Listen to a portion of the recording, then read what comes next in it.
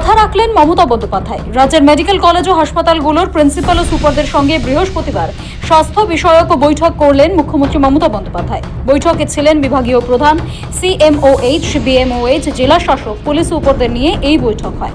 বৈঠক শেষে সাংবাদিকদের মুখোমুখি হন মুখ্যমন্ত্রী। জানান, স্বাস্থ্য ব্যবস্থা নিয়ে বিস্তারিত আলোচনা হয়েছে। সেখানেই ভেঙে দেওয়া হলো রোগী কল্যাণ সমিতি। এবার থেকে সরকারি হাসপাতালে রোগী কল্যাণ সমিতির চেয়ারম্যানের দায়িত্বে থাকবেন অধ্যক্ষ বা সুপার। এছাড়াও কমিটিতে থাকবেন একজন junior doctor, senior doctor, nurse এবং একজন জনপ্রতিনিধি। রোগী কল্যাণ সমিতি যেটা আমি বলেছিলাম ভেঙে দেওয়া হবে, ওটা পুরো ভেঙে দিয়েছি। All principal now became the chairman of the রোগী কল্যাণ সমিতি।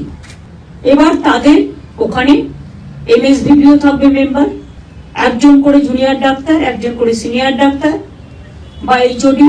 মুখ্যমন্ত্রী জানালেন, স্বাস্থ্য ক্ষেত্রে নিরাপত্তার জন্য বরাদ্দ করা 100 কোটি টাকা কিভাবে কাজে লাগানো হবে তা নিয়েও আলোচনা হয়েছে বৈঠকে। মানে না না না হয়েছে।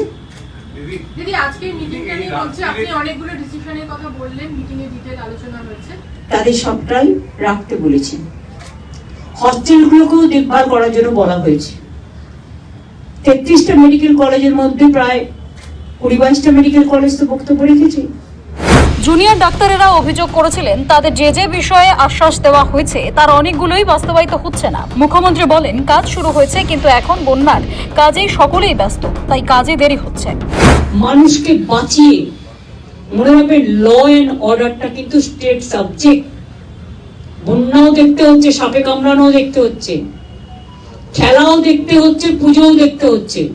হাতে না ছেড়ে নিজেরাই দায়িত্ব নিন। একটা মেকানিজম তৈরি করতে বলেছি চিফ সেক্রেটারি, হেলথ সেক্রেটারিকে, যাতে তারা কাজটা ত্বরান্বিত করতে পারে। শুধু একজনের হাতে ছেড়ে রাখলে তার আরো অন্যান্য কাজ আছে, টাইম লাগতে পারে। অনেকটা কাজ শুরু হয়ে গেছে, কিছুটা কাজ হয়েছে, কিন্তু আপনারা দেখতেই পাচ্ছেন চারিদিকে বন্যাক্রান্ত লোকে, এবং বন্যার ত্রাণেও কাজ করতে হচ্ছে সবাইকে। পুরো অ্যাডমিনিস্ট্রেশন বন্যার ত্রাণে কাজ করছে। এই অবস্থায় এত বৃষ্টি, তারপরে জলের ওপর জল, বাংলা ভাসছে।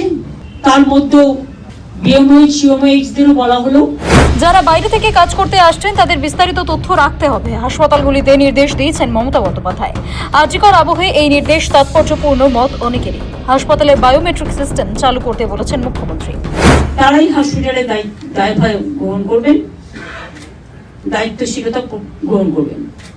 আমরা প্রিন্সিপালদের অনুরোধ করেছি বায়োমেট্রিক সিস্টেম চালু করতে।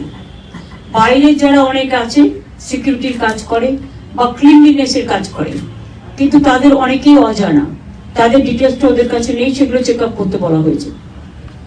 দ্বিতীয়ত হচ্ছে, অনেক জায়গায় কনস্ট্রাকশন হচ্ছে, ধরুন সেই কনস্ট্রাকশনে যারা বাইরে থেকে আসছে, কাজ করছে, 1 বছর ধরে চলছে বা অনেকদিন চলবে, বা অনেক জায়গায় কনস্ট্রাকশন হবে, কনস্ট্রাকশনে কারা কাজ করছে না করছে তাদেরও ডিটেলস, ফটোগ্রাফ, তাদের অ্যাড্রেস, তাদের বায়োমেট্রিক্স কার্ড, তাদের সবটাই রাখতে বলেছি।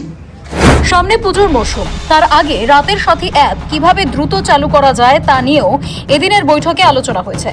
রাজ্যের স্বাস্থ্য সুরক্ষা সরকার যে তৎপর তা আরও একবার স্পষ্ট করলেন মুখ্যমন্ত্রী মমতা বন্দ্যোপাধ্যায়। সৌভিক সান্যালের রিপোর্ট, সময়, কলকাতা।